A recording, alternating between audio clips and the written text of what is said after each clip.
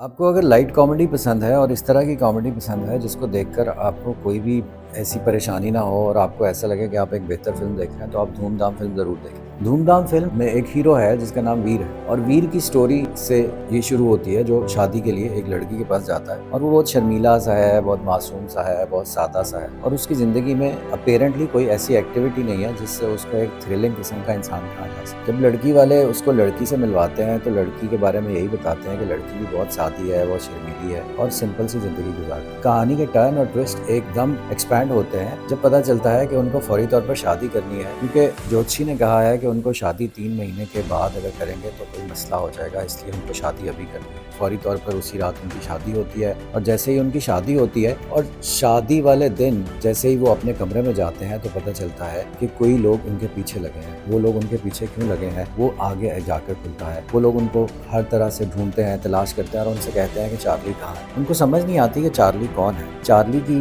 कहानी उनके बिल्कुल जहन में नहीं आती और ना उनको पता चलता है कि चार्ली कौन है। आहिस्ता आहिस्ता कहानी खुलती जाती है और पता चलता है कि चार्ली दरअसल एक डिस्क है या एक हार्ड ड्राइव है जिसके अंदर एक डाटा मौजूद है, एक ऐसी वारदात का जो वारदात शहर में किसी जगह पर हुई है। और उस वारदात को देखने के लिए और उस वारदात के सबूत को मिटाने के लिए दरअसल चार्ली को तलाश करना है। तो चार्ली वीर के पास कैसे पहुंचता है, चार्ली की डेस्क यूएसबी वीर के पास कैसे आती है, ये कहानी में आहिस्ता आहिस्ता अनफोल्ड होता है कि चार्ली के मामा जी उस शॉप के पास, उनकी शॉप है उस वारदात वाली जगह पर और उस एक्टिविटी वाली जगह पर जहाँ पर कुछ लोगों ने फायरिंग करके कुछ लोगों से पैसे छीने हैं और पैसे छीन के भागे हैं। तो वहाँ पर वीर की मिसेस यानी वीर की बीवी के मामा जी रहते हैं और मामा जी को वो फुटेज मिल गई है और मामा जी ने वो फुटेज एक जगह पर उनको वीर मिला है और वीर के सामान में डाल दिए है। और वो सामान दरअसल सामान नहीं है, वो गिफ्ट्स हैं जो वीर ने अपनी मिसेस को दिए हैं। और उसकी मिसेस जब बैचलर पार्टी कर रही होती है तो पता चलता है कि वो काफ़ी बोल्ड है, वो काफ़ी